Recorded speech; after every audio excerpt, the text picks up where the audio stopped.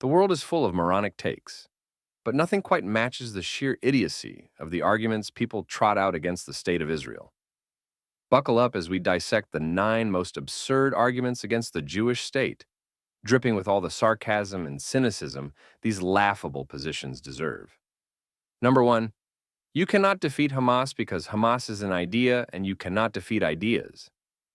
This nonsense suggests that because Hamas harbors extremist beliefs, it is somehow invincible. By this logic, we should just throw up our hands and let every terror group run wild, because they have an idea at their core. It is a convenient excuse for inaction wrapped up in a pseudo-intellectual veneer. First of all, Hamas is not just an idea. It is a well-funded, heavily armed terrorist organization with a structured leadership, military capabilities, and a clear agenda: the destruction of Israel. They fire rockets, build terror tunnels, and use human shields. These actions are not abstract concepts. They are concrete threats that can and should be met with force. Reducing Hamas to just an idea is a gross oversimplification that ignores the real, tangible danger they pose. Secondly, let's not kid ourselves into thinking that ideas cannot be defeated.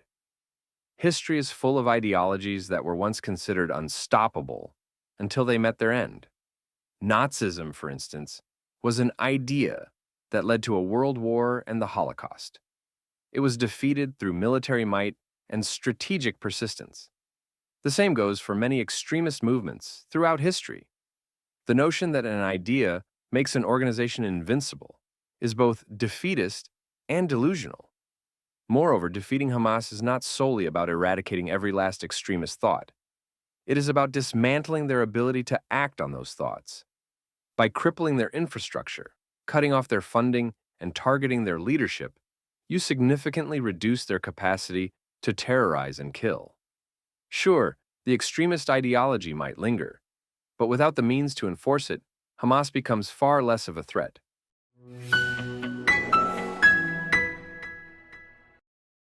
Number 2, Israel is acting with disproportionate force.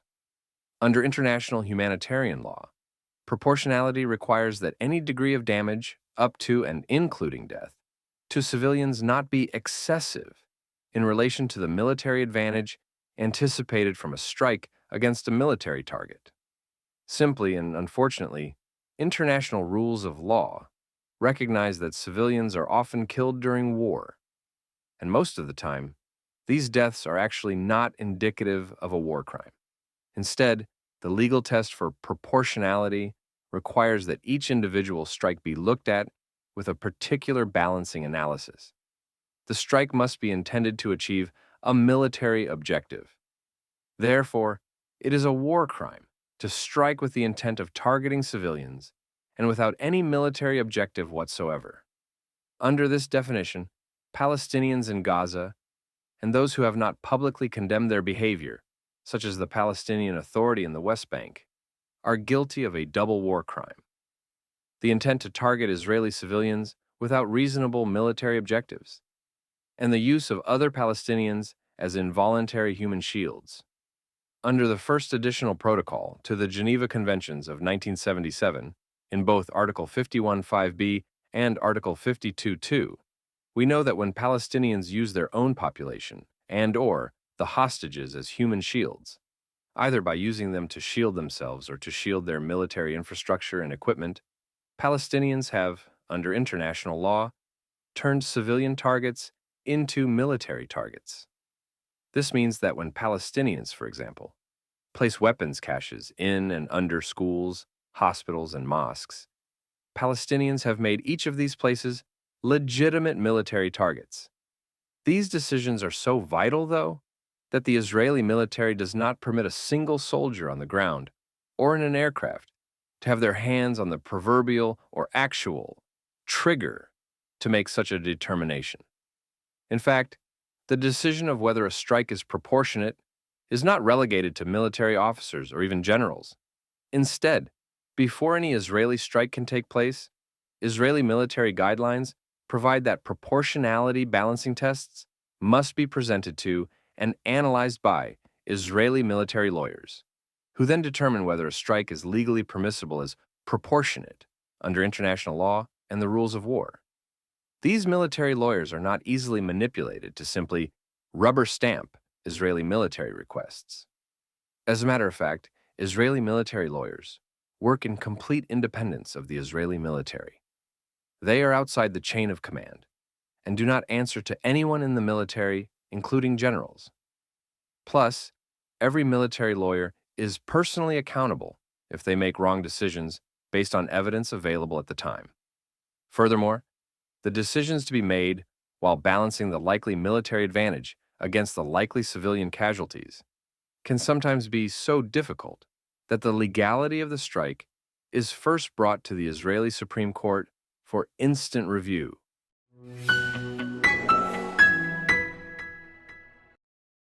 Number 3, the Palestinians are just resisting oppression.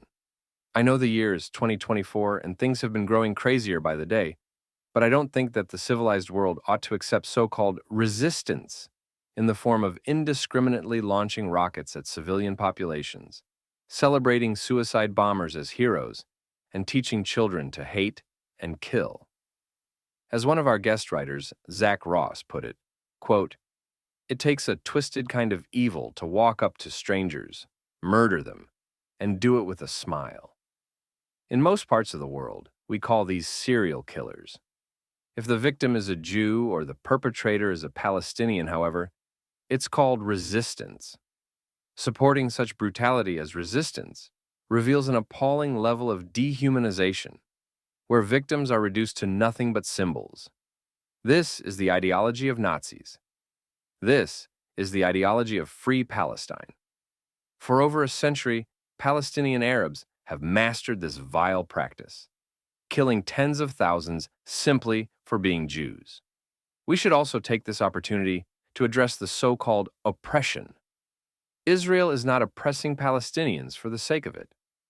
The security measures, the checkpoints, the barriers, these are responses to relentless acts of terrorism. When a society faces a constant threat from bombings, stabbings, and shootings, it has to take steps to protect its citizens. To frame this as unprovoked oppression is to ignore the reality of Palestinians' ongoing terrorist activities and Israel's need for self-defense. Moreover, let's talk about the leadership that's supposedly resisting oppression. Hamas, the de facto ruler of Gaza, has a charter calling for the destruction of Israel and the murder of Jews worldwide.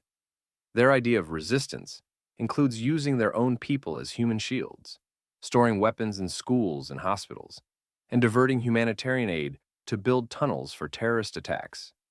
This is not the behavior of a movement seeking justice. It is the conduct of a barbaric, extremist organization that values ideology over human life.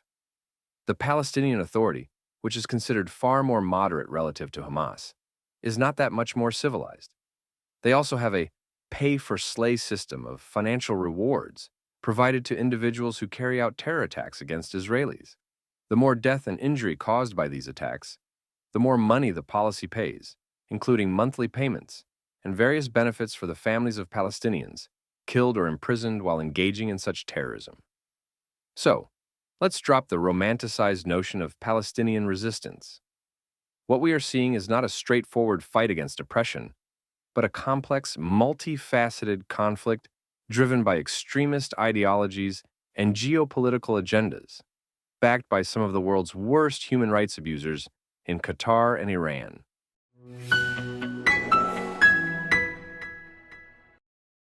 Number 4, I don't want my taxpayer money going to Israel. This is a prime example of selective outrage and sheer ignorance wrapped in a blanket of self-righteousness. Let's break this down. Countries allocate a fraction of their budget to foreign aid, and a portion of that goes to Israel, one of the West's staunchest allies in a strategically crucial region. Most countries' foreign aid budget is a tiny sliver of the overall national budget, and the aid to Israel is even smaller. If you are losing sleep over this minuscule expenditure, you clearly have no concept of how national spending works. Maybe you should focus on the billions wasted on endless bureaucratic inefficiencies, or the ludicrous defense contracts that do not make headlines. But no, it is easier to target Israel because that is the fashionable cause among the ill-informed. Next, let's consider what this aid actually does. Foreign aid to Israel is not just a handout, it is an investment in stability and mutual security. Israel is a democratic ally in a region plagued by authoritarian regimes and extremist groups. This aid helps ensure that Israel remains a bastion of democracy and a bulwark against the spread of radicalism. Moreover, if we are playing the "I don't want my money going to ... game, let's be consistent. Taxpayer money funds countless initiatives and countries worldwide, many of which have dubious returns. How about the money that goes to regimes with questionable human rights records? Or the funds that disappear into corrupt administrations? So, spare us the sanctimonious drivel about taxpayer money in Israel. If you really want to make a difference, educate yourself on where your money actually goes and why. Otherwise, you are just another voice in the echo chamber of uninformed dissent.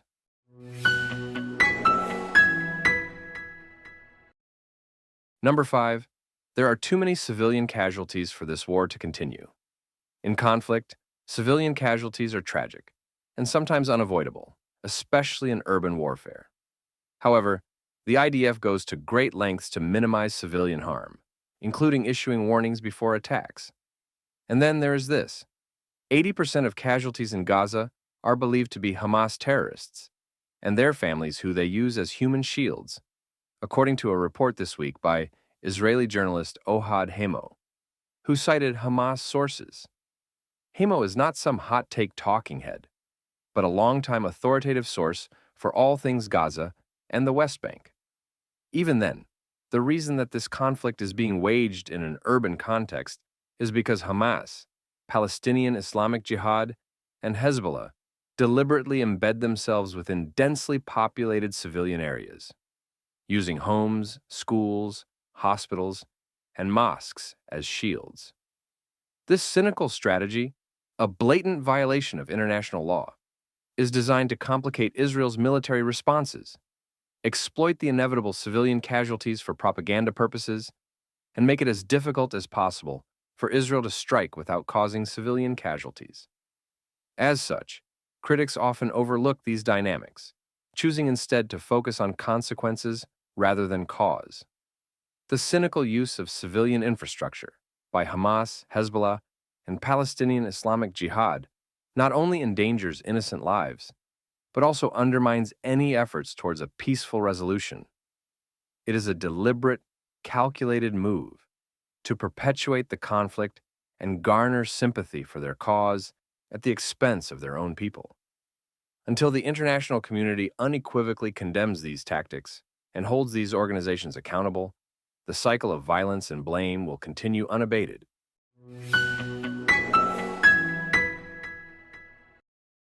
Number 6.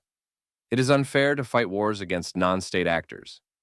First, let's talk about what is truly unfair. It is unfair that these non-state actors intentionally target innocent civilians with rockets, suicide bombings, and other acts of terror. It is unfair that they exploit women and children and use them as human shields.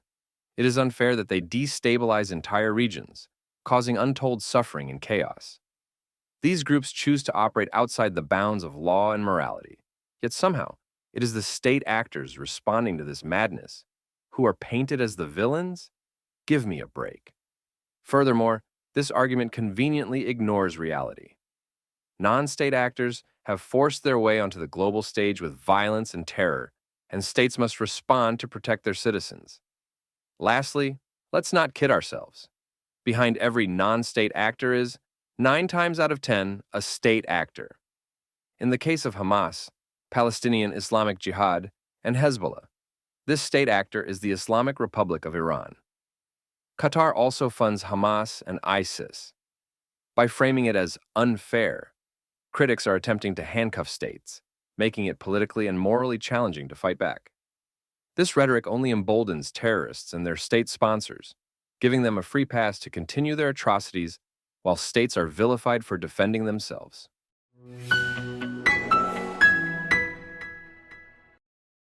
Number 7. Violent Israeli settlers are a hindrance to peace. This is a near-perfect example of grasping at straws. Let's get real. These so-called violent settlers number just a few hundred out of Israel's entire population. Their actions, while deplorable, are a drop in the ocean compared to the systematic and widespread terrorism perpetrated by Palestinian groups. Blaming the failure of the peace process on a handful of extremists is not only absurd, it is a deliberate attempt to obscure the real issues at play. First off, Israel has demonstrated time and again a willingness to vacate settlements for the sake of peace. The 2005 Gaza disengagement is a perfect example, when Israel uprooted thousands of its own citizens in the name of peace, only to be rewarded with a barrage of indiscriminate terrorism from Hamas-controlled Gaza. The argument that a few hundred radical settlers are the main obstacle to peace conveniently ignores these significant gestures and the continued Palestinian violence that followed. If anything, history shows that Israel's sacrifices have been met with increased hostility rather than goodwill, and every country that has desired peace with Israel has received it in good faith, without hindrance or hiccups. Furthermore, let's take a trip down memory lane. 20 or 30 years ago, there was no so-called settler violence to speak of. Yet Palestinian terrorism was rampant, much like it is today. The intifadas, the suicide bombings, the relentless attacks on civilians, these did not need the excuse of settler violence to justify their existence. The real hindrance to peace has always been the refusal of Palestinian leaders and terror groups to recognize Israel's right to exist and their commitment to its destruction. Settler violence is a convenient scapegoat, but it is hardly the root of the problem. In reality, this argument is a transparent attempt to shift the blame for the ongoing conflict. It is easier to point fingers at a small, radical fringe than to address the deep-seated issues of incitement, indoctrination, and outright refusal to make peace on the Palestinian side. If the international community is serious about peace, it needs to stop obsessing over a few hundred extremists and start holding accountable the leaders and groups that perpetuate violence and reject coexistence. Anything less is just a farcical diversion.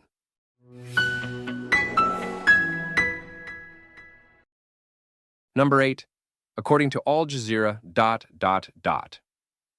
Al Jazeera, often touted as a reputable news source, is, in reality, the media wing of jihad. This is not just an overstatement, it's a cold, hard fact, backed by Qatar's unabashed sponsorship of the network. Qatar itself has admitted to sharing deep ideological ties with jihadist organizations like the Taliban, ISIS, and Hamas. This cozy relationship between Al Jazeera and extremist groups should be a glaring red flag for anyone seeking relatively unbiased news. Quoting Al Jazeera is akin to parroting Islamist propaganda more effectively than the Islamists themselves. The network's coverage consistently aligns with the narratives of terrorist organizations, portraying them in a sympathetic light while demonizing their enemies. By giving a platform to these extremist ideologies, Al Jazeera not only legitimizes, but amplifies their messages. It is no surprise that terrorist groups often reference Al Jazeera reports to bolster their own propaganda efforts. Using Al Jazeera as a source means buying into a carefully crafted narrative designed to further the goals of jihadist groups. It is not just about news. It's about shaping perceptions and influencing public opinion in a way that benefits the most radical elements in the Muslim world.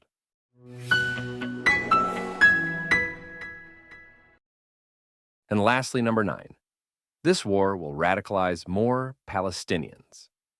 You cannot radicalize people who have already been radicalized long, long ago. Palestinian radicalization has been brewing for decades, fueled by a toxic mix of extremist ideologies, relentless indoctrination, and a leadership that thrives on perpetuating hatred and violence. Palestinian children are taught from a young age to idolize terrorists and martyrs.